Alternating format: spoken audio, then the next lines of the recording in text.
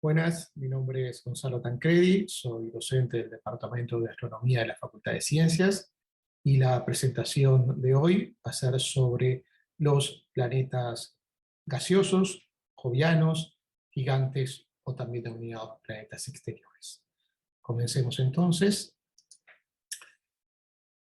En primera instancia voy a hablar de algunas generalidades del sistema solar. Esto ustedes ya lo vieron. En el sistema solar, según la definición de planetas adoptada por la Unión Astronómica Internacional en el año 2006, tenemos 8 planetas. Los planetas más interiores, que son Mercurio, Venus, la Tierra y Marte, y los planetas más exteriores, que son Júpiter, Saturno, Urano y Neptuno. Y además tenemos una nueva categoría de objetos que denominamos planetas enanos, de los cuales vamos a hablar en una próxima presentación. También ustedes vieron que desde el punto de vista histórico, la observación de los planetas se remonta a la antigüedad. El término planeta hace referencia a un astro errante que se movía con respecto a las estrellas, y en particular con el desarrollo de los telescopios tenemos un avance muy importante.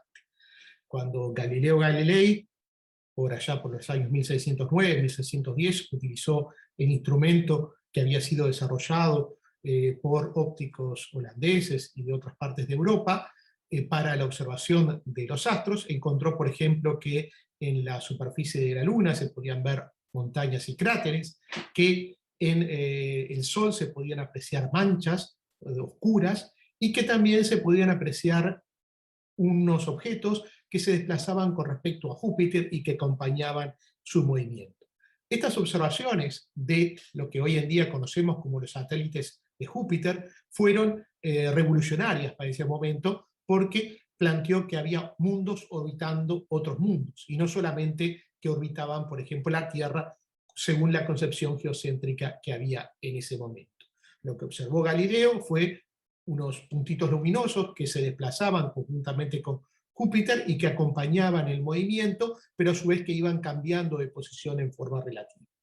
Inicialmente pensó en denominarlos en relación a sus patrocinadores, y por eso entonces se pensó en las lunas medicias, pero finalmente se conoce hoy en día como los satélites galileanos, y su nombre se debe a Simón Marius y a Johannes Kepler, que propusieron los nombres de Io, Europa, Ganímedes y Callisto. Estos son los 4 satélites galileanos de los cuales vamos a hablar más adelante. Continuando entonces con este raconto histórico, podemos señalar otras observaciones relevantes, como las observaciones realizadas por Christian Huygens sobre la mitad del siglo XVII, en la cual, observando a Saturno, otro de los planetas que era visible a simple vista, encontró que Saturno tenía un satélite que denominó Titán, y que a su vez presentaba, ya era algo que también el propio Galileo le había observado, como una especie de abultamiento en la zona central, en la zona que podríamos decir más ecuatorial del planeta.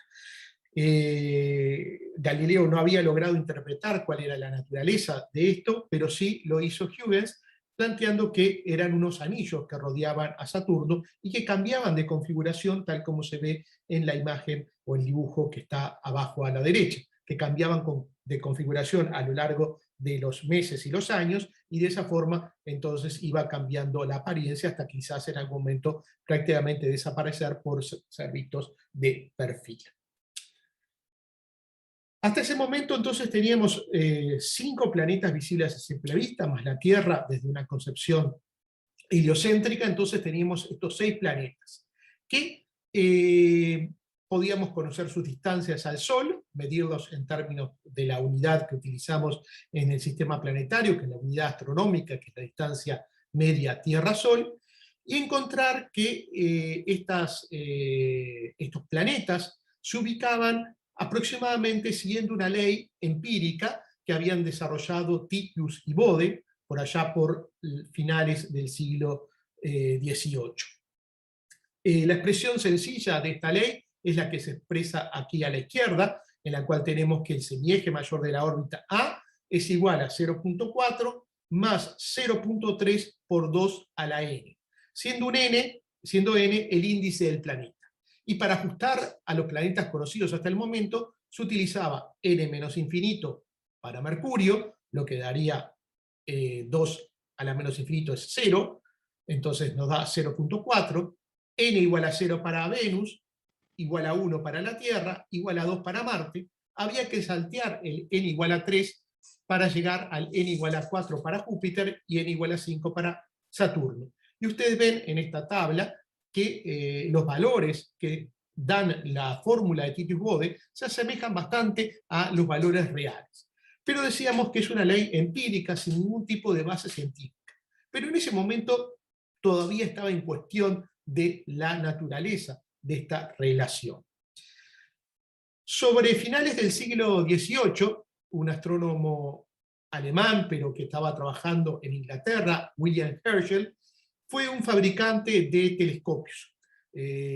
Construyó una gran cantidad de telescopios de diverso tamaño. Uno de ellos lo ven aquí en este dibujo, y pueden apreciar a la izquierda que hay unas personas, entonces ven el tamaño que tenía este telescopio. Bueno, con un telescopio de estos, no exactamente con este, pero con uno de los que había construido, el 13 de marzo del año 1781 descubre un nuevo astro errante, un nuevo objeto que se desplazaba con respecto a los planetas. Perdón, que se desplazaba con respecto a las estrellas y por tanto era denominado un planeta.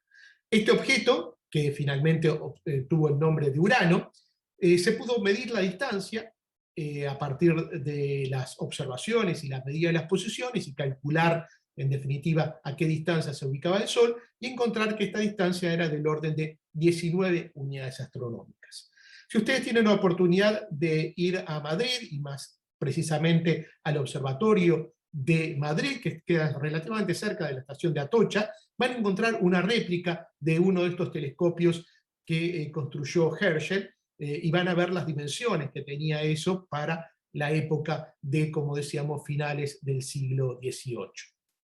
Este telescopio, que se había sido mandado a construir por los reyes de España, no llegó a ser utilizado, y esto es, como decíamos, una réplica. Como premio a su descubrimiento, Herschel recibió una pensión vitalicia de unas 200 libras al año y el título de caballero.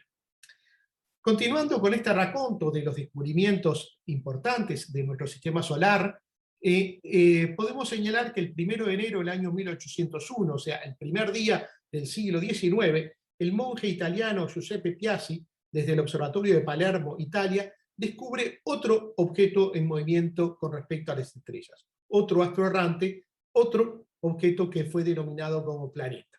Se trata del objeto que finalmente adquirió el nombre de Ceres, si bien también Giuseppe Piazzi quiso homenajear a sus financiadores, y por eso le puso Cerere Ferdinandea, pero finalmente el nombre que tenemos hoy en día es de Ceres.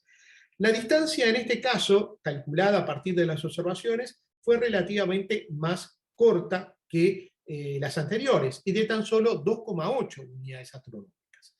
Y es interesante ponerlo esto en escalas de la ley de Titius-Bode, porque como decíamos, en esta secuencia de números que iba desde menos infinito, 0, 1, teníamos que saltar el número 3 para llegar a Júpiter con el número 4, pero si utilizábamos el número 3, encontrábamos que la ley de Titius-Bode nos predecía una distancia de 2,8 unidades astronómicas, muy próxima a la que finalmente tiene este objeto Ceres de 2,77. Y si incluíamos un número más, el 6, íbamos a encontrar que este objeto Urano, que había sido recientemente descubierto, también se ajustaba muy bien a la ley de Titius-Bode. Entonces, en ese momento se planteó que Ceres era el planeta faltante. Después vamos a ver en la próxima clase, cuando hablemos de cuerpos menores, las características que tiene este objeto, mucho más pequeño que el resto, y por qué hoy en día no lo consideramos como un planeta. Pero en definitiva, lo que quiero plantearles es, por una parte, la importancia histórica que tuvo esta ley empírica, que como decíamos no tiene ninguna base física, pero que sirvió para promover, en cierta forma, la búsqueda de objetos en nuestro sistema solar. Si seguimos con este raconto del descubrimiento, llegamos a mitad del siglo XIX, ya se había observado a Urano por bastante tiempo, y se había encontrado una cierta discrepancia entre las posiciones observadas de Urano y las posiciones predichas de Urano. ¿Cómo se predecían las posiciones de Urano? Bueno, se sabía que Urano orbitaba en torno al Sol, o sea que estaba influido, determinado por el movimiento o por la atracción gravitatoria del Sol, pero también sobre él aparecían las perturbaciones de los otros planetas más masivos, en particular de Júpiter y Saturno. Si se tomaban en cuenta todos estos efectos, igual la posición de Urano discrepaba con la posición de Urano calculada, discrepaba con la posición observada. Y si en ciencia tenemos una discrepancia entre observación y teoría, algo anda mal. O las observaciones son las que están equivocadas y hay que hacerlas, rehacerlas, hay algún tipo de error observacional que no estamos considerando apropiadamente, o hay algún elemento de la teoría que está en forma equivocada, que necesita reverse. La teoría, como decíamos, era la teoría de la gravedad, basada en las ecuaciones de Newton, de las cuales también ya ustedes hablaron. O sea que era algo que ya estaba muy probado de su validez. ¿Qué era lo que estaba faltando, según un astrónomo francés, Urbain Le Verrier? Lo que estaba faltando era incorporar en esas ecuaciones que permitían considerar las perturbaciones sobre Urano otro planeta más, un planeta faltante, que si existiera y tuviera acción gravitatoria sobre Urano, pudiera modificar su posición y hacer que en definitiva la posición observada se correspondiera con la posición teórica. A partir de estas consideraciones, Le Verrier hizo un cálculo y determinó dónde debería ubicarse ese supuesto planeta que estaba perturbando el movimiento de Urano. Y así, sobre, como decíamos, mitad del siglo XIX, en el año 1846, hizo unos cálculos y se lo comunicó a un astrónomo observacional, el astrónomo Gall de Alemania, y le dijo, bueno, apuntá el telescopio en esta dirección que ahí vas a encontrar un nuevo planeta. Y así lo hizo Gall, y a tan solo 1 grado de la posición predicha por Le Verrier, encontró al planeta que hoy en día denominamos Neptuno. También en ese momento hubo una controversia con otro astrónomo norteamericano, Adams, perdón, un astrónomo inglés, Adams, que pensaba que también había hecho estos cálculos, pero se demostró finalmente que esos cálculos de Adams estaban equivocados. En definitiva, Urbain Le Verrier hizo el primer descubrimiento teórico de un planeta, el descubrimiento de Neptuno. Y así es entonces homenajeado a la entrada del Observatorio de París, que también ustedes quizás tengan la posibilidad de visitar. Está esta estatua de Urbain Le Verrier, en la cual vemos a Urbain Le Verrier mirando a la distancia y apuntando sin mirar en una esfera celeste un punto en el cielo. Lo que está diciendo esta estatua era: yo vi primero con mis ojos, con mis cálculos, el planeta, y luego dije dónde debería estar. Bien, entonces, estos son los 4 planetas exteriores, los 4 planetas gigantes de nuestro sistema solar, y podemos resumir el conocimiento del planeta en esta tabla que vemos aquí, de la cual quizás vamos a discutir un poco en la reunión en la próxima reunión. Pero aquí tenemos datos del Sol, de los planetas terrestres, de los planetas gigantes o gaseosos, información, por ejemplo, sobre su distancia, su radio, su masa, su periodo de rotación, el número de satélites que tienen, su inclinación con respecto a la órbita de la Tierra o con respecto a la eclíptica, su excentricidad, o sea, la forma que tiene la órbita comparada, por ejemplo, con una órbita circular de excentricidad 0, y su densidad. Y a partir de esta tabla es que podemos claramente considerar 2 grupos de planetas: los planetas terrestres, de los cuales ustedes ya hablaron, con Tabaré Gallardo, y los planetas gigantes o gaseosos. También otra información relevante es, como decíamos, la inclinación de las órbitas y la rotación de los planetas en torno a su eje. Y esto está representado en este esquema que está aquí, en el cual tenemos a los planetas del sistema solar, los planetas interiores por una parte, los planetas exteriores por otra. Y acá tenemos las órbitas, el sentido del movimiento, en todos casos lo que llamamos el sentido directo, y señalado también la rotación del planeta. En este caso vamos a, por ejemplo, tomar el caso de la Tierra, que a su vez tiene un satélite, que llamamos la Luna, y vemos que el movimiento de la Tierra es en el mismo sentido a su vez que el movimiento de rotación y el mismo sentido del movimiento de su satélite la Luna. Lo mismo ocurre con Mercurio o con Marte, pero a diferencia, Venus tiene una rotación en el otro sentido. En el caso de los planetas exteriores, que están por afuera de la órbita de Marte, los que ya mencionamos anteriormente,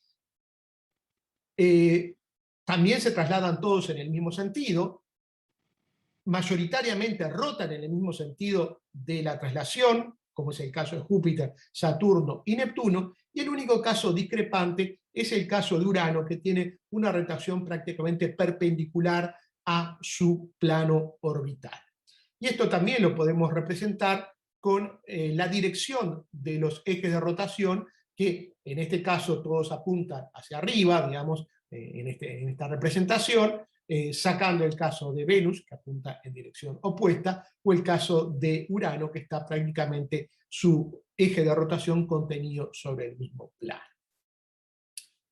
Como ustedes saben, una de las importancias que tiene este movimiento y esta rotación es, por ejemplo, en la secuencia de las estaciones que ocurren tanto en la Tierra como en otros planetas, como es el caso de Marte. Bueno, entonces vamos a hablar ahora más en detalle de los planetas gigantes. Aquí tenemos una representación de los tamaños relativos de los planetas del Sistema Solar. Tenemos al Sol, en primera instancia, con un tamaño muchísimo mayor que cualquiera de los planetas, a los 4 planetas terrestres y a los 4 planetas exteriores o planetas gigantes: Júpiter, Saturno, Urano y Neptuno. Resumiendo un poco esta información sobre el Sistema Solar, podemos decir que el 99.85% de la masa del Sistema Solar está concentrada en el Sol, que a su vez es el objeto más brillante, 400 millones de veces más brillante que el planeta más brillante que es Júpiter. A su vez también podemos señalar que los planetas tan solo conforman el 0.14% de la masa del Sistema Solar, y de esa la mayor parte se lo lleva Júpiter, siendo 0.1% de la masa del Sistema Solar. O sea, Júpiter es una milésima de la masa del Sol. Los planetas, decíamos, los dividimos entre terrestres y gigantes o jovianos. Dentro de los satélites de los planetas vamos a encontrar satélites regulares e irregulares, y después vamos a tener también los pequeños cuerpos del Sistema Solar, como asteroides, cometas, objetos extraneptunianos, meteoroides. A su vez también tenemos polvo interplanetario y gas interplanetario, viento solar. Algunas cosas ya las vieron, otras las vamos a ir viendo en las próximas clases.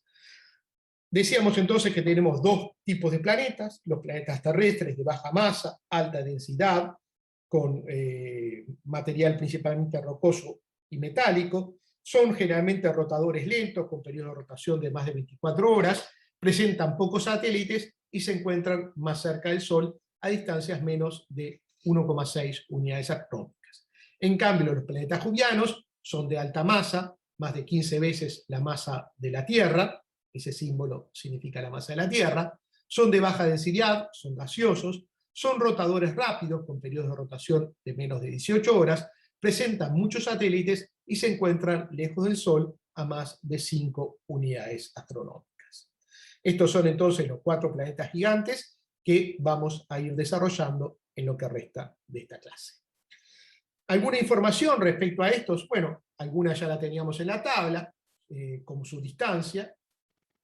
Júpiter se encuentra a unas 5,2 unidades astronómicas, Saturno 9,5, Urano a 19,2 y Neptuno a 30 unidades astronómicas. Sus masas, como decíamos, son más de unas 14-15 veces la masa de la Tierra. Su densidad generalmente es baja, de tan solo, muy cercana, digamos, a la densidad del agua, del orden de 1 gramo por centímetro cúbico. De hecho, Saturno tiene una densidad menor que la densidad del agua, que es de tan solo 0,71 gramos por centímetro cúbico. Y otra cosa muy importante es que su composición es, como decíamos, mayormente gaseosa. O sea, están compuestos mayormente de hidrógeno y helio, y en algunos casos algunos otros compuestos de los que vamos a comentar ahora. Pero recordemos entonces que los gases principalmente presentes son el hidrógeno y helio, que como ustedes saben son los elementos más abundantes del universo, también presentes en gran abundancia en el Sol. Vamos a hablar ahora de los interiores de los planetas jovianos, o sea, no vamos a hablar tan en detalle de cada uno de los planetas jovianos, sino vamos a hablarlos agrupados por sus características comunes. Los interiores, las atmósferas, los anillos. En primera instancia, señalar, como decíamos, que el principal componente de estos planetas es el hidrógeno. Decíamos que el hidrógeno es el elemento más simple y más abundante del universo, y en particular es el más abundante en el Sol. El átomo de hidrógeno está compuesto principalmente de un protón y un electrón, y se puede encontrar el hidrógeno en estado atómico, llamamos H, en estado molecular, H2, ahí en regiones más frías, en estado molecular, o si no, en estado líquido o metálico en condiciones de mayor presión. O sea que tenemos estos diferentes estados, en condiciones no de muy altas temperaturas, decíamos, el hidrógeno en estado atómico o molecular, el hidrógeno líquido o el hidrógeno metálico. ¿Cuál es la diferencia entre bueno, acá tenemos en condiciones de presión incrementándose. Cuanto mayor presión, podemos llegar a estos estados. ¿Cuál es la diferencia? Bueno, decíamos, el átomo de hidrógeno tiene un protón en el núcleo y un electrón orbitando. En el caso del hidrógeno atómico o en el caso del hidrógeno líquido, el electrón está orbitando en torno al protón. Pero en el caso del hidrógeno metálico, por la gran presión a la cual está, muchas veces el electrón queda liberado, y en definitiva vamos a tener como una especie de mar de electrones que, como están cargados eléctricamente, pueden llevar a conducción eléctrica. Y esto es muy importante porque la conductividad eléctrica permite la generación de campos magnéticos si las partículas están en movimiento. Y por tanto, estos objetos presentan un fuerte campo magnético en la medida que tengan este hidrógeno metálico. Este diagrama que vemos aquí es el diagrama de fase del hidrógeno, en el cual tenemos en el eje de las X la presión, en el eje de las Y la temperatura, y según las condiciones de presión y temperatura tenemos las diferentes formas de hidrógeno. Decíamos, podemos tener, por ejemplo, a condiciones de muy baja presión y temperatura, el hidrógeno atómico, pero acá ya en condiciones de mayor presión y temperatura vamos a tener hidrógeno líquido o hidrógeno metálico, como decíamos que podíamos llegar a tener en condiciones de muy alta presión y en este caso también temperatura. Bueno, ¿cómo son los interiores? Los modelos de los interiores, porque obviamente no podemos acceder, como tampoco podemos acceder al interior de la Tierra. Podemos hacer modelos de cómo es el interior de estos planetas jovianos. Entonces, yendo desde la región más exterior hacia la más interior, en la región más exterior vamos a tener una atmósfera, y después vamos a tener hidrógeno en estado gaseoso, básicamente hidrógeno molecular, H2, hidrógeno en estado líquido, o hidrógeno en estado metálico. Podemos tener en algunos casos también una especie de núcleo de hielo, y finalmente en la parte más interior un núcleo de silicatos. Y esto es producto de que los materiales más pesados, como también le ocurre a la Tierra, que tiene un núcleo de hierro y níquel, caen hacia el interior, van decantando hacia el interior y se van concentrando en el núcleo. Entonces, desde el exterior, hidrógeno gaseoso, hidrógeno líquido, hidrógeno metálico y un núcleo de silicatos de material rocoso. Lo podemos ver también en esta otra representación, que más o menos es la misma para los 4 planetas. En el caso de los planetas más pequeños, como Urano y Neptuno, posiblemente no tengamos un núcleo de hidrógeno metálico, como vemos aquí no está este núcleo de color azul, o esta capa de color azul intenso. O sea, en el caso de Urano y Neptuno, posiblemente solo tengamos hidrógeno gaseoso, líquido, hidrógeno líquido y un núcleo de silicatos. Podríamos también tener, como en este caso que está representado acá, una capa de hielos, ¿ah? Que es lo que está representado en este esquema. Ahí los modelos van cambiando dependiendo de los parámetros que uno considere. En este otro modelo sí tenemos presentado un manto muy desarrollado de hidrógeno. Bueno, una de las características interesantes de Júpiter y Saturno, que Júpiter y Saturno emiten mayor cantidad de energía de la que reciben. Como ya ustedes vieron en el caso de la Tierra, donde los planetas están en equilibrio, más o menos la misma cantidad de energía que es recibida es emitida, quizás por efectos como el efecto invernadero hay un cambio, hay una mayor emisión en la región del infrarrojo, pero en el caso de Júpiter y Saturno, este balance energético da que en el caso de Júpiter se emite 1,7 veces más energía de la que se recibe del Sol, y en el caso de Saturno unas 2,7 veces más energía de la que absorbe el Sol.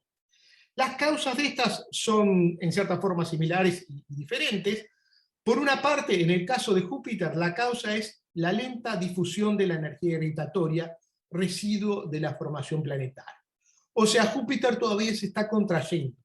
Y al estar contrayéndose, lo que está ocurriendo es que esa energía gravitatoria que va perdiendo por la contracción, se va transformando en energía térmica, y es esa energía térmica la que va a estar emitiendo.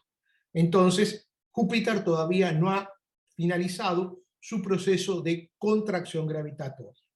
En el caso de Saturno, la situación es un tanto diferente.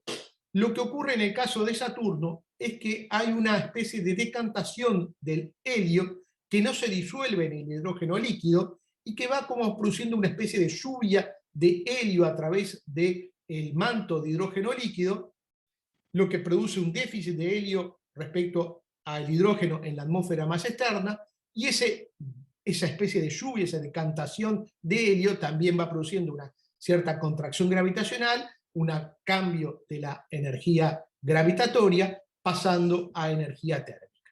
Pero entonces es interesante señalar que estos planetas todavía no culminaron el proceso de contracción gravitatoria y de decantación de los materiales más pesados, en este caso el helio con respecto al hidrógeno, de sus regiones más exteriores hacia el interior. Vamos a hablar ahora de las atmósferas de los planetas jovianos.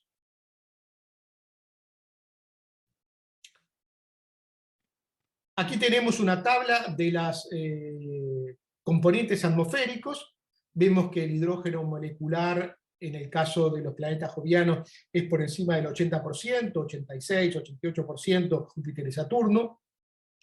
Bastante comparable al valor del hidrógeno del Sol, en este caso es el hidrógeno atómico, porque no tenemos hidrógeno molecular en el Sol. El helio también está en proporciones similares a las proporciones solares, un poquito más. En el Sol tenemos casi un 9%, en los planetas jovianos tenemos un 12, 15%, 19% en el caso de Neptuno, pero también tenemos algunos compuestos más complejos, como es el metano, CH4, el amoníaco, NH3, y el agua, H2O. En proporciones bastante menores, acá ven ustedes los valores. Solamente el caso del metano en Urano y Neptuno llega a valores del 2, un poco más del 2%. Los otros son en valores bastante menores, pero están presentes y son muy determinantes, especialmente en las atmósferas, y lo que nos da la rica coloración atmosférica que tienen estos planetas gigantes o jovianos.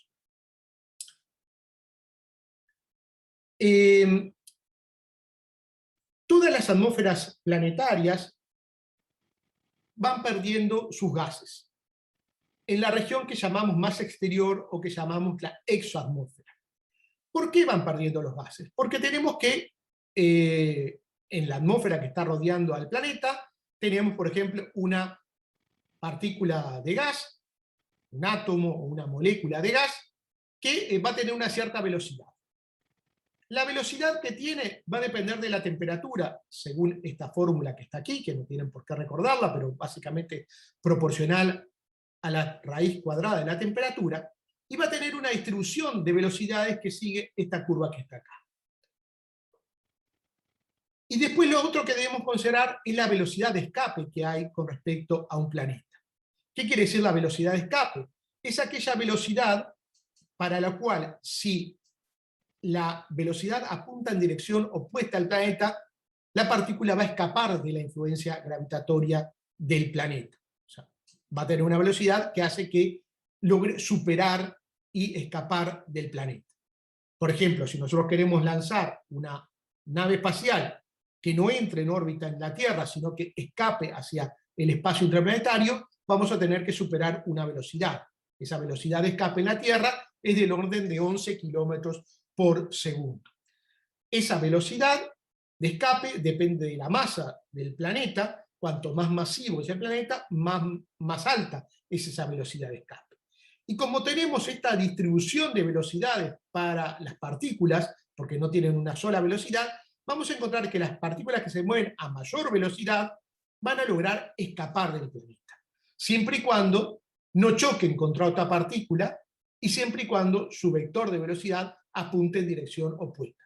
¿Cómo se da esta situación? Si la velocidad es muy baja, vuelve a caer hacia el planeta. Si la velocidad es muy alta, logra escapar. Siempre y cuando, como decíamos, no choque, porque acá puede tener una velocidad muy alta, pero como hay mucha densidad de partículas, escapa. Como veíamos acá, esta velocidad térmica depende de la temperatura, ¿eh? Con lo cual, a menor temperatura, menor velocidad térmica, y también depende de la masa de la partícula. Va a ser inversamente proporcional a la raíz cuadrada de la masa, con lo cual las partículas más livianas escapan más fácilmente, porque van a tener velocidades térmicas más altas. Entonces, en el caso de los planetas exteriores que tienen átomos muy livianos, podrían tener partículas que están escapando. Y esto lo vemos un poco aquí en el caso de los diferentes planetas. Es por eso que, por ejemplo, una partícula liviana de hidrógeno y helio escapa fácilmente de la superficie de la Tierra o de la atmósfera terrestre. Lo mismo en Venus y más aún en Marte y en los otros satélites más pequeños.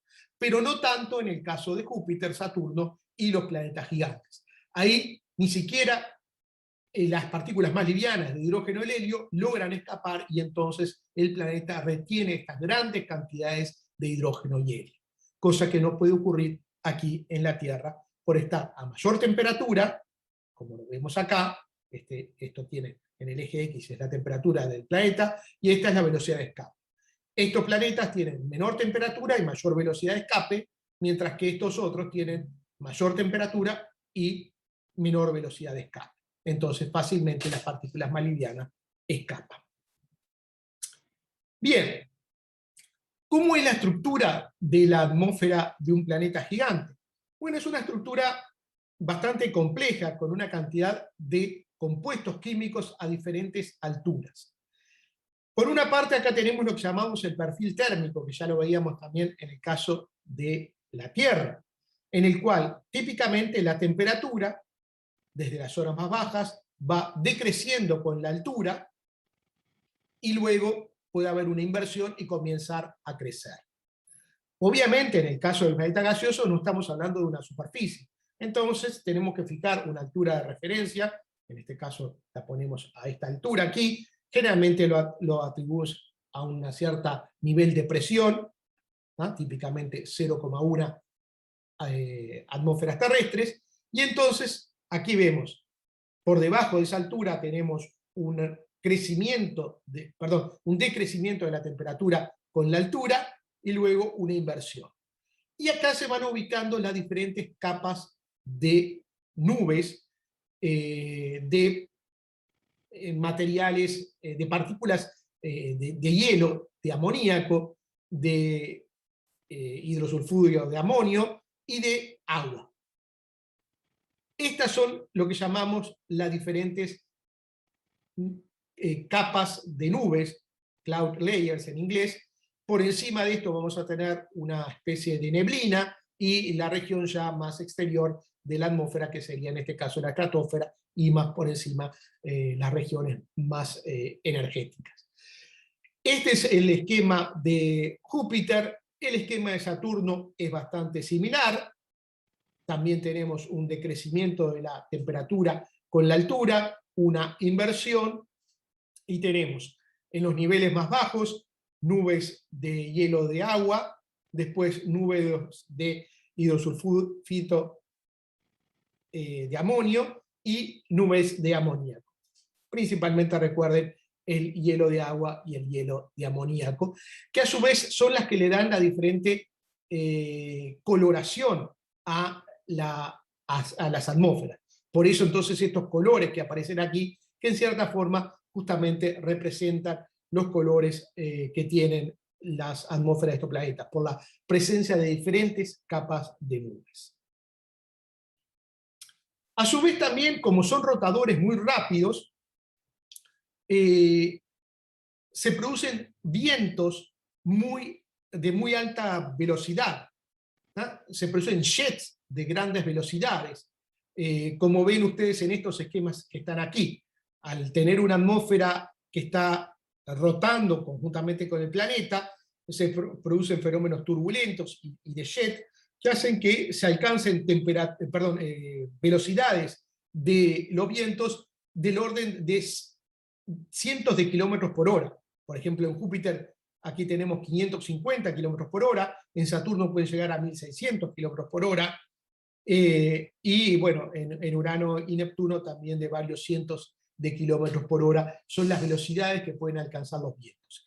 Y a su vez, lo que vemos aquí que son estructuras bastante complejas, en las cuales la velocidad cambia con la latitud respecto al ecuador, en este caso en un patrón bastante complejo, en el cual tenemos algunos picos de velocidad positiva y otros picos de velocidad negativa, y hace que entonces la atmósfera esté muy turbulenta, a diferencia, en este caso, de lo que ocurre con Urano y Neptuno, en el cual estos patrones son un poco más sencillos.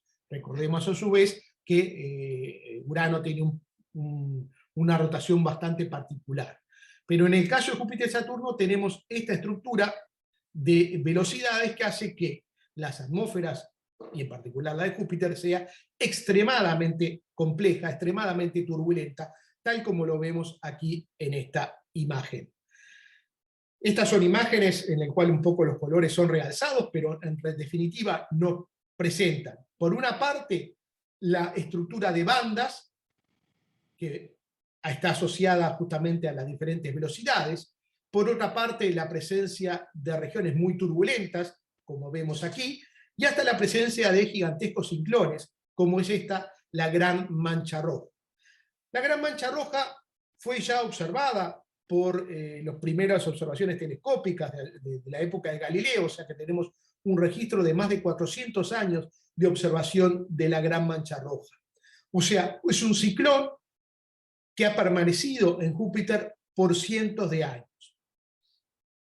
Y vamos a ver un poco más en detalle qué es lo que ocurre en esta. Lo que está ocurriendo en estas son zonas de convección, en el cual en una zona el gas atmosférico está subiendo y en otra zona está bajando. Y entonces esto produce, a su vez, como decíamos, hay un movimiento lateral, y esto entonces produce todo este patrón de franjas, en el cual en el gas que está subiendo tenemos una cierta composición con nubes de un cierto tipo, con una cierta coloración, y en las otras tenemos, en los gases que está bajando, otra nubes con otra coloración, con otra composición, y entonces ahí da ese patrón de colores en bandas y a su vez desplazamientos laterales. Pero a su vez esos desplazamientos laterales producen turbulencias y vemos entonces ese patrón extremadamente complejo del movimiento de la atmósfera de Júpiter. Aquí lo vemos, esta es una secuencia de imágenes en las cuales van ustedes viendo cómo se van desplazando relativamente las diferentes regiones, las diferentes bandas. A su vez ven el movimiento ciclónico de la Gran Mancha Roja, y lo que podemos apreciar es que la Mancha Roja ha cambiado su forma y su tamaño en los últimos 15, 20 años. Aquí vemos que la Gran Mancha Roja entre el año 1995 y 2014 ha sufrido un cierto decrecimiento. Tenía un tamaño del orden de unos 21.000 kilómetros, y eso es otra de las cosas que tengamos referencia. Estamos hablando de 21.000 kilómetros. Recuerden, la Tierra tiene apenas un poco más de 13.000 kilómetros de diámetro, o sea que la Gran Mancha Roja es más grande que la propia Tierra, y hoy en día, en el año 2014, tenía un tamaño de 15.000 kilómetros. ¿Cómo va a seguir evolucionando? Bueno, todavía estamos monitoreando la Gran Mancha Roja para ver si desaparece este ciclón, que ya ha permanecido, como decíamos, por más de 400 años. Pero la secuencia de imágenes, en particular las últimas de la sonda Juno, han permitido obtener imágenes espectaculares de la turbulenta atmósfera de Júpiter, con bandas muy coloridas, como las vemos aquí, tremendamente turbulentas, una cantidad de ciclones. Tenemos aquí la Gran Mancha Roja, pero también tenemos otras ciclones más pequeños, con diferentes duraciones. Y si vamos a la región de los polos, vamos a encontrar, estas son, una es la región del Polo Norte, la otra es del Polo Sur. Aquí los colores están realzados, pero son representaciones de las diferentes composiciones y de los diferentes movimientos que tienen las nubes, pero vean ustedes la cantidad de ciclones que se producen, en este caso, en las regiones polares de Júpiter. Ciclones que tienen diámetros superiores a los 1.000 kilómetros, o sea, estamos hablando de comparables a fracciones importantes del tamaño de la Tierra. Y puse acá, digamos, nomás como esta pintura de Van Gogh, La Noche Estrellada, para que vean que, bueno, en el universo podemos producir naturalmente pinturas tan hermosas como La Noche Estrellada, en un patrón de ciclones, como vemos aquí en el caso de los polos de Júpiter. Como decía, son imágenes con colores realzados, pero que representan la diversidad de la composición atmosférica, la diversidad de los movimientos, la diversidad de fenómenos que ocurren en estas atmósferas. Ahora vamos a comentar las atmósferas de los 4 planetas. Veíamos la de Júpiter y Saturno, en estas escalas, digamos, en las cuales teníamos las nubes más bajas de hielo de agua, después hidrosulfito de amonio, de amoníaco, lo mismo en Saturno, y acá tenemos también en el caso de Urano y Neptuno, que se agrega el hielo de metano. Y entonces esto es lo que le da la coloración azulada que tienen estos 2 planetas, las atmósferas, por la presencia de esta capa de hielo de metanos, que a su vez, como decíamos, no es una atmósfera tan turbulenta, es una atmósfera un poco más tranquila, por lo menos en la parte más exterior que vemos, y por tanto no vemos esas estructuras tan en detalle, especialmente en el caso de Urano, pero en el caso de Neptuno sí podemos llegar a apreciar. Este es Urano, este es Neptuno, el que está a la izquierda es Urano, el que está a la derecha es Neptuno, y acá vemos un ciclón también de gran tamaño, del orden de miles de kilómetros, más de 4.000 kilómetros, que fue observado cuando las ondas Voyager se aproximaron a Urano y Neptuno. Son las únicas imágenes que tenemos con gran detalle de este tipo de fenómenos. Aquí lo vemos nuevamente. Bueno, ahora vamos a hacer una pequeña pausa, y se toma un poco de agua, y vamos a hablar ahora de los anillos de los planetas gigantes.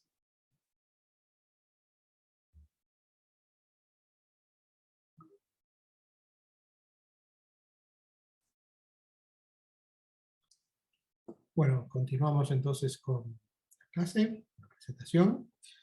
Vamos a hablar, decíamos, ahora de los anillos de los planetas gigantes. Ya mencionamos que Saturno, los anillos de Saturno fueron descubiertos desde las primeras etapas de las observaciones telescópicas, allá por las observaciones tanto de Galileo, pero que la interpretación vino por parte de Huygens, pero sin duda no se tenía claro cuál era la naturaleza, la constitución física y química de estos anillos. Si eran anillos sólidos o eran un conjunto de partículas. Bueno, eso recién vino con las diferentes observaciones y modelos. Aquí tenemos los anillos de Saturno con mayor detalle, con las diferentes divisiones, lo que llamamos los gaps, y las diferentes estructuras de los anillos, que vamos a ver un poco más en detalle. En primera instancia se identificaron dos grandes anillos, el A y el B, con una división en el medio, pero después se fueron identificando otros anillos como el C, D y el muy fino anillo F. Pero la estructura, si se la observa con detalle, es mucho más compleja, como se ve en la imagen de la derecha abajo. La configuración de los anillos cambia a lo largo de los años, dependiendo de la observación relativa desde la Tierra, y podemos pasar por momentos, como ya ha ocurrido, en los cuales, por ejemplo, en el año 2010 prácticamente el anillo se vio de canto, y entonces prácticamente desapareció, o como lo que va a ocurrir nuevamente en el año 2025. O hay otras situaciones más favorables para la observación de los anillos, como en este momento. Pero es importante señalar que todos los planetas exteriores tienen anillos. No tan desarrollados como los anillos de Saturno, pero sí, tanto Júpiter, Urano y Neptuno presentan anillos, con diferente grado de densidad de las partículas, con diferente tamaño también de las partículas y composición, pero todos los planetas tienen anillos. Esto ha sido posible en particular del descubrimiento de la presencia de estos anillos por las aproximaciones de las ondas Voyager, pero también por observaciones telescópicas de aquí desde la Tierra, mediante lo que llamamos las ocultaciones, o sea, cuando el planeta pasa por delante de una estrella y en este caso también los anillos, y van cayendo el brillo de la estrella que se ve detrás levemente por el pasaje por estos anillos. Y esas observaciones también nos permiten analizar parte de lo que es la composición física y química de estos anillos.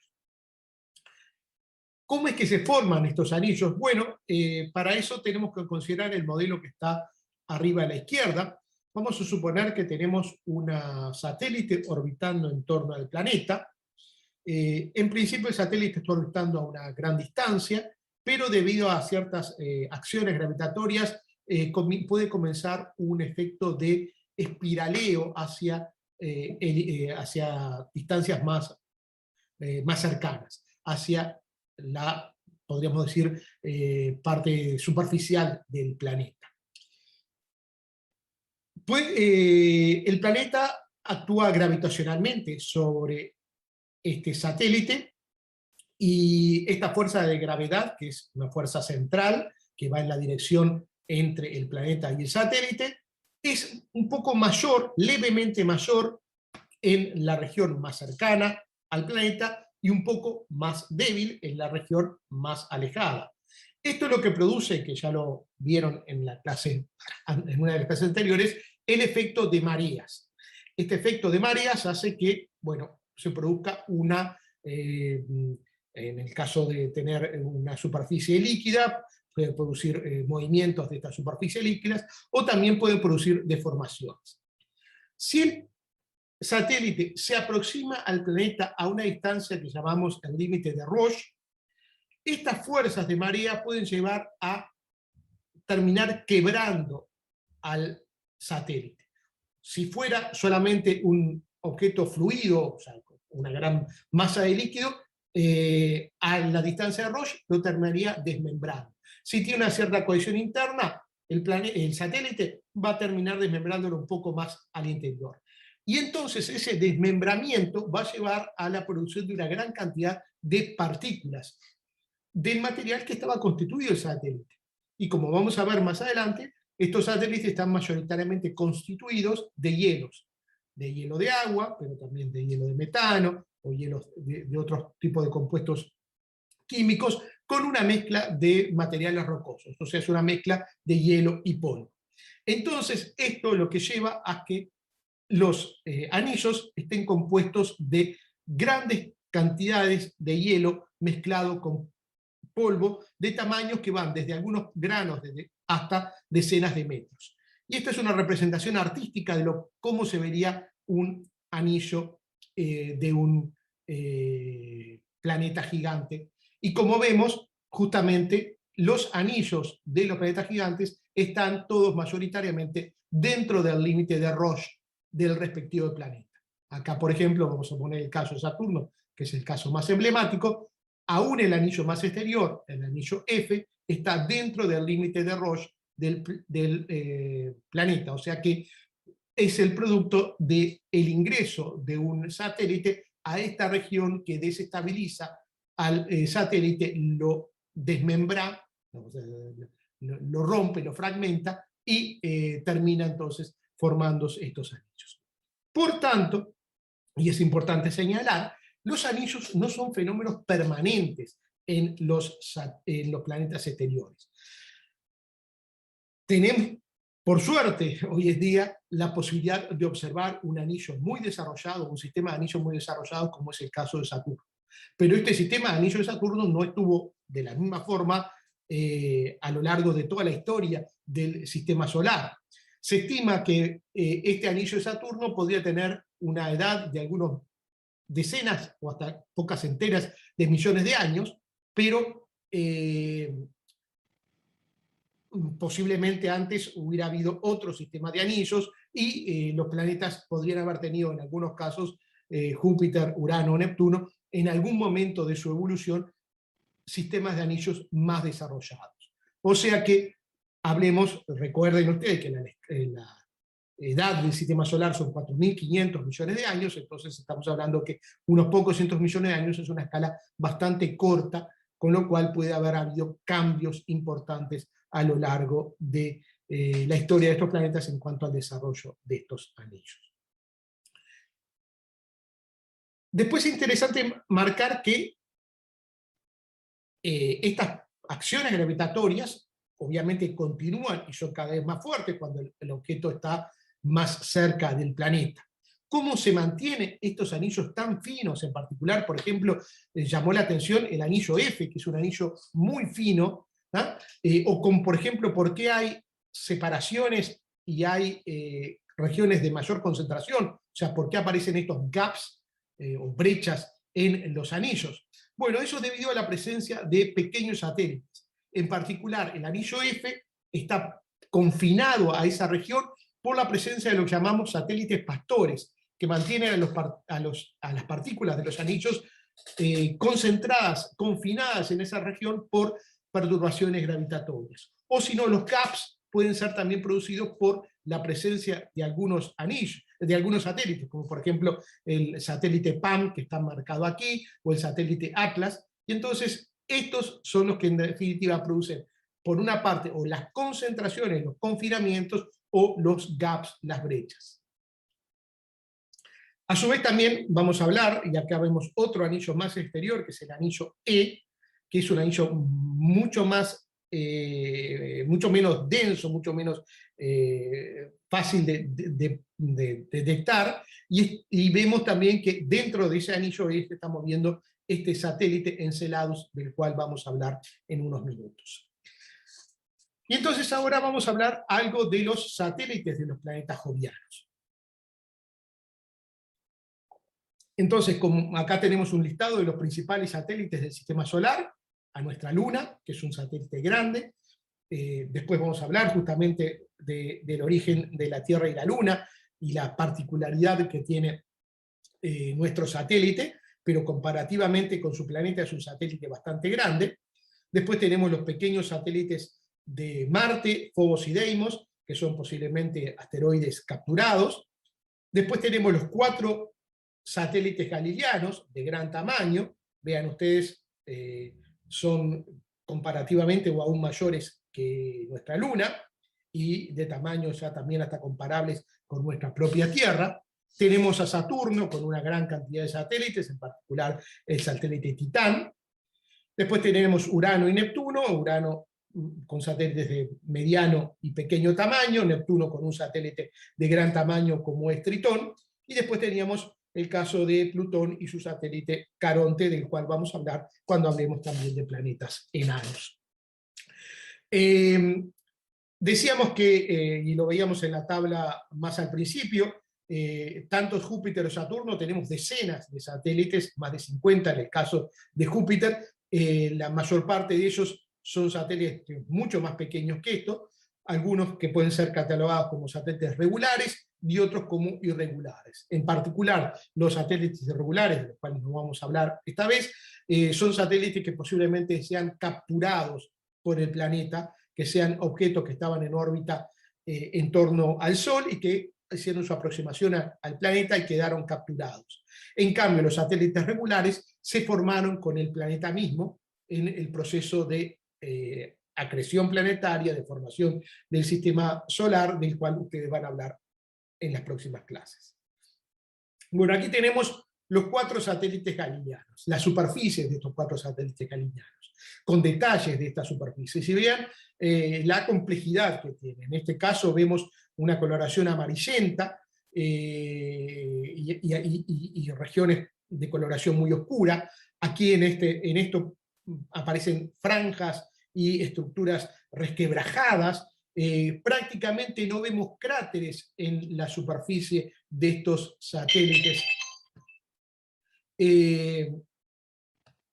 Y en estos satélites no se presentan cráteres por los cambiantes fenómenos que ocurren en esta superficie, a diferencia, por ejemplo, de lo que ocurre con la Luna o con Mercurio, de la cual ustedes ya vieron que presenta una gran cantidad de cráteres.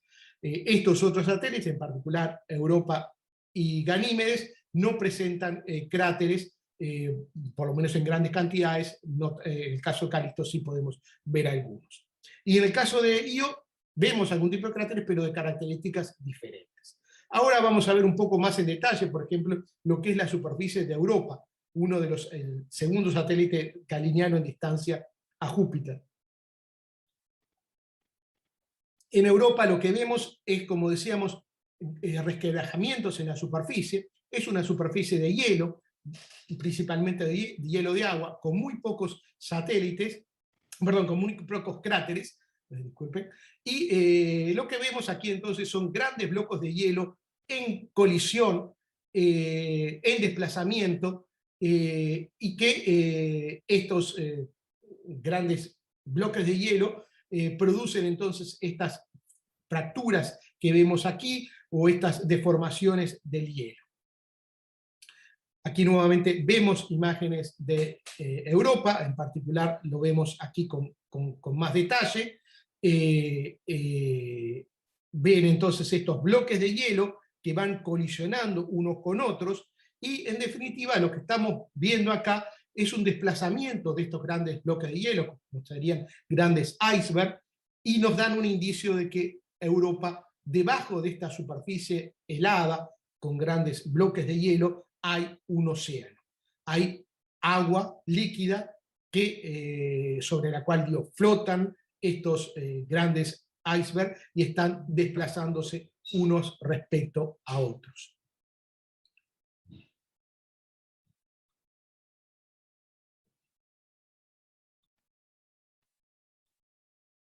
Bueno.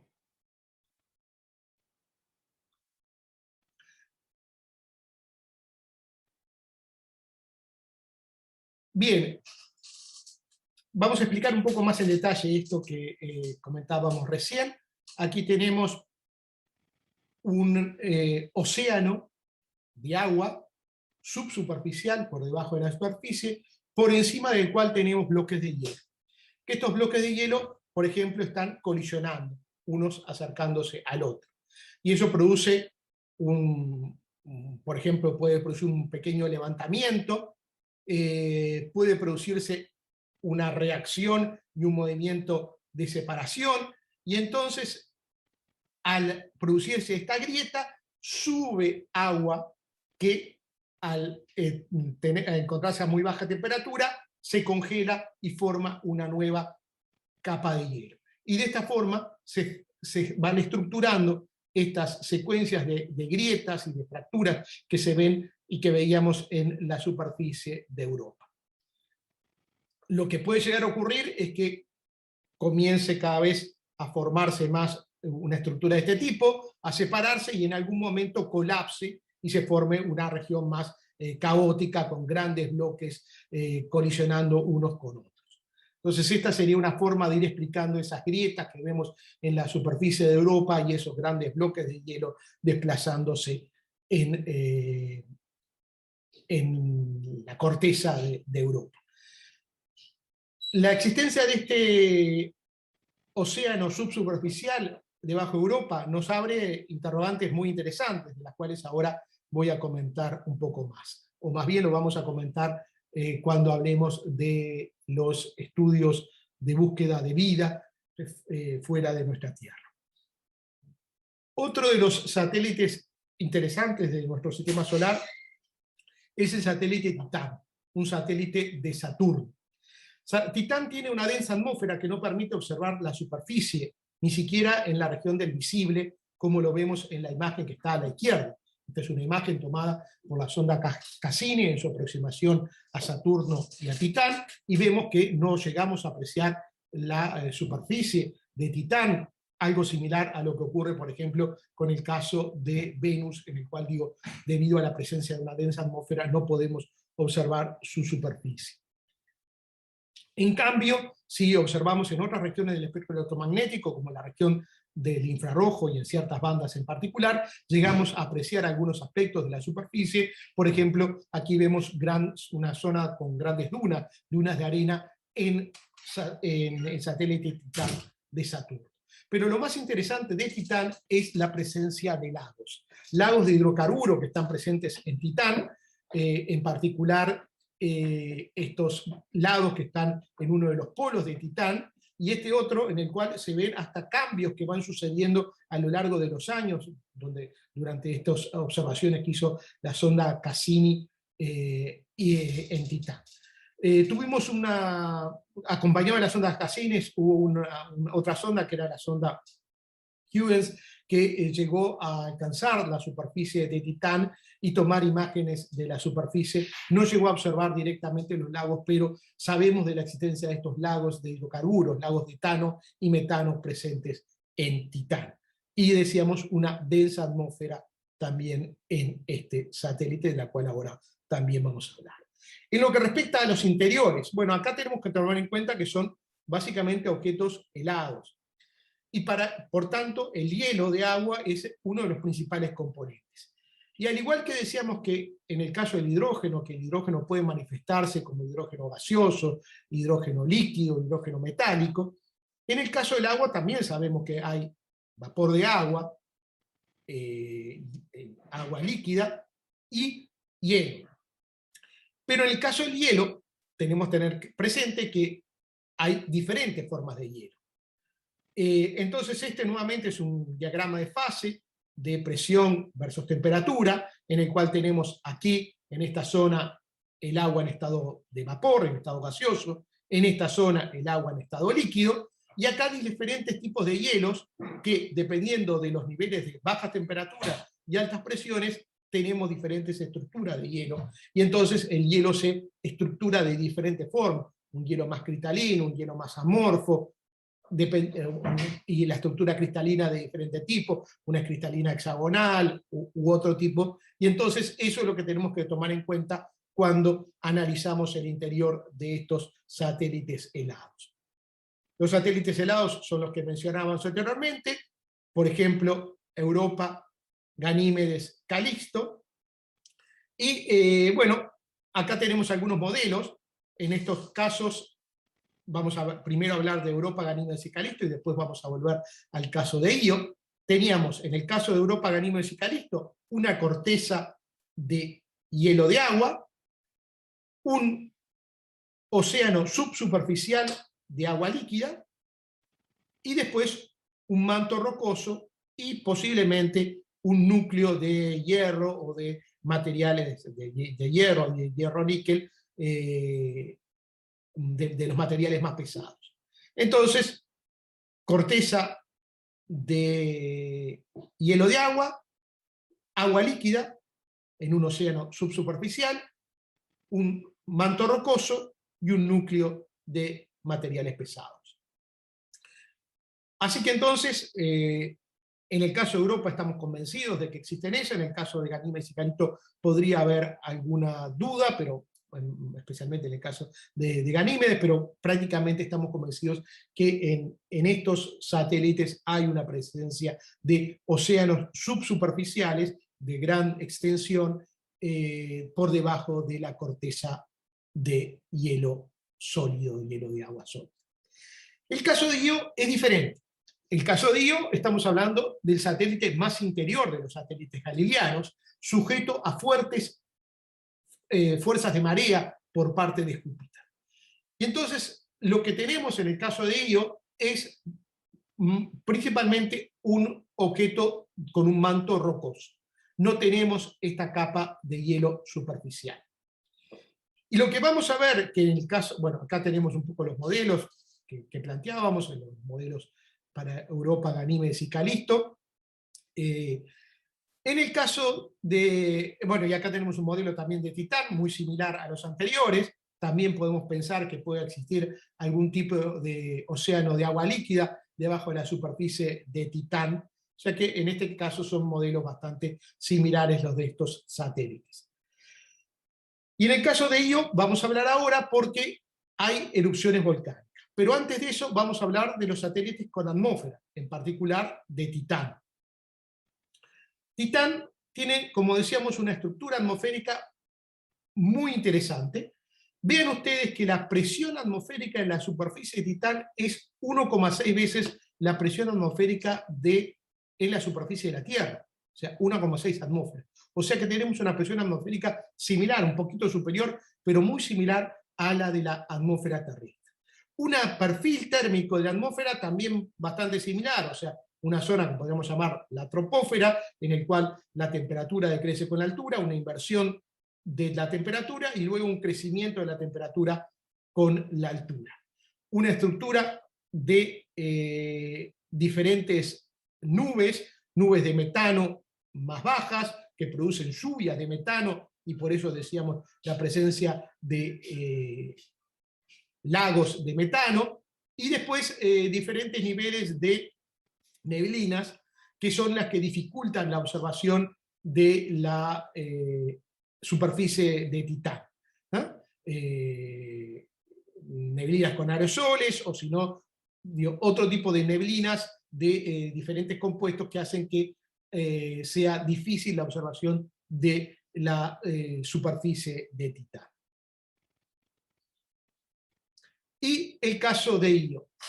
Bueno, ¿qué es lo que se vio con algunas de las sondas que visitaron el planeta Júpiter y su satélite Io? Que Io presentaba actividad volcánica, como vemos en estas imágenes.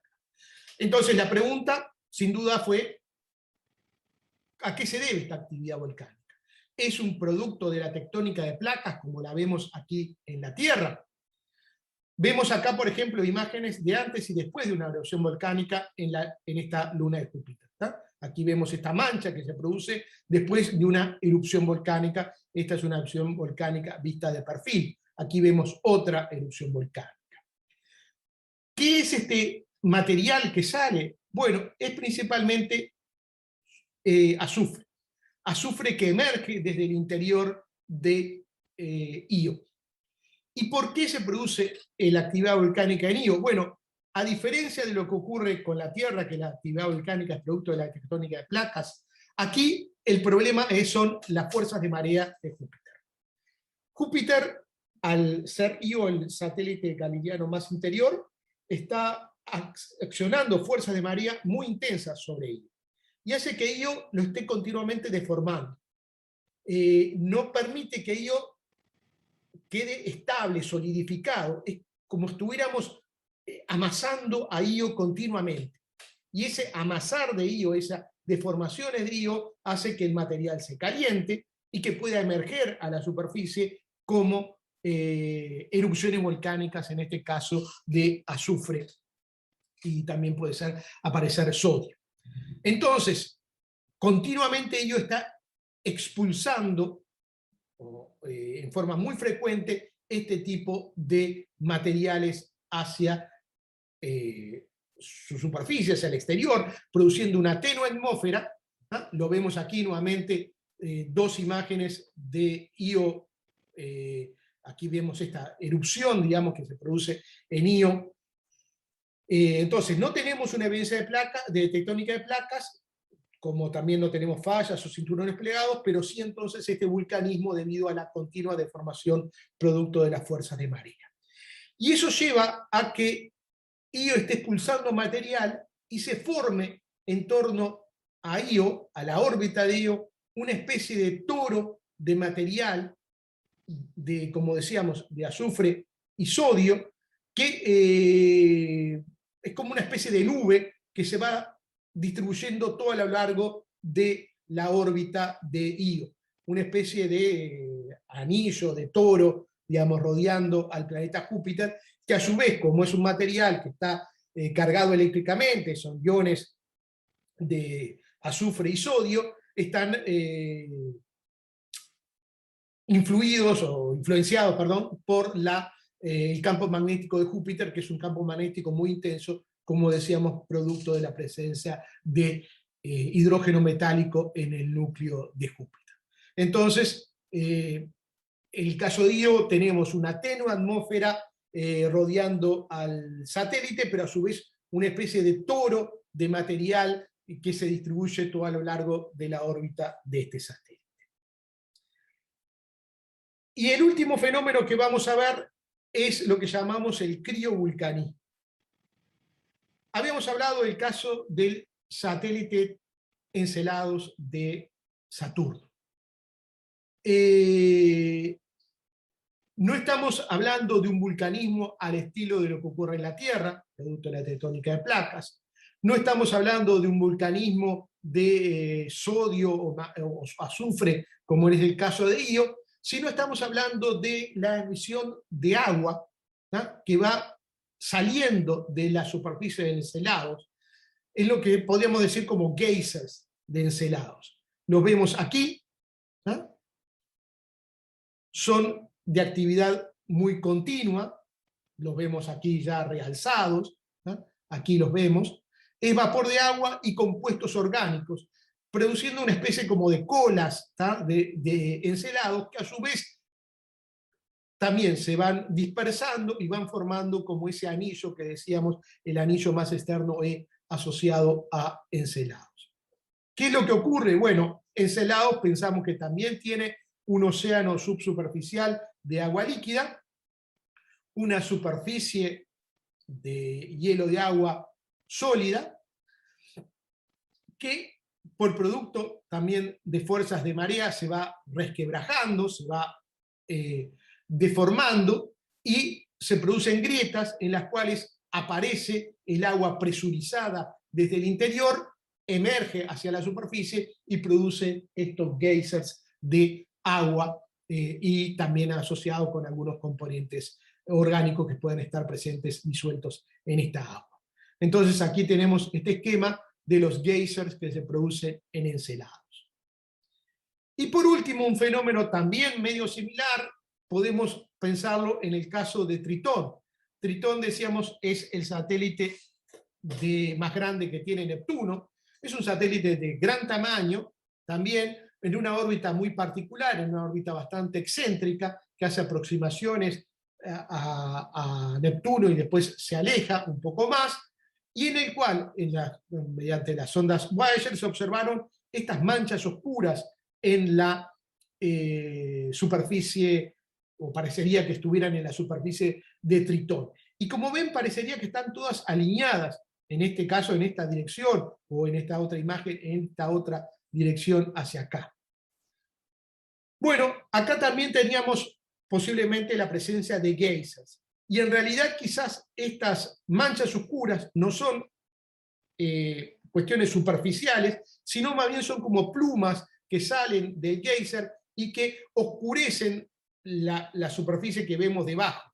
Entonces lo que estamos viendo es una geyser, una pluma de gas, en este caso de vapor, posiblemente de vapor de agua, y acompañado quizás de algunas otras sustancias, que producto de un leve viento hace que se direccionen en esta dirección que está marcando acá y produzcan esta zona más oscura que se ve la superficie por debajo de esta pluma. Entonces acá tenemos otro fenómeno muy interesante que ocurre en estos satélites de los planetas gigantes. Así que no solo los planetas gigantes son de gran interés, también sus satélites tienen una complejidad y unas características geológicas del interior de las atmósferas que los hacen muy interesantes, y en particular la existencia de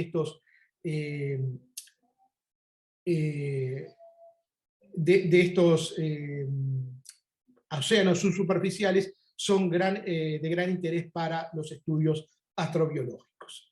Así que con esto entonces termino esta presentación sobre los planetas gigantes, jovianos, exteriores o gaseosos, cualquiera de las denominaciones son las mismas, con sus satélites, y vamos a conversarlo en la próxima reunión para analizar un poco más en detalle estos aspectos.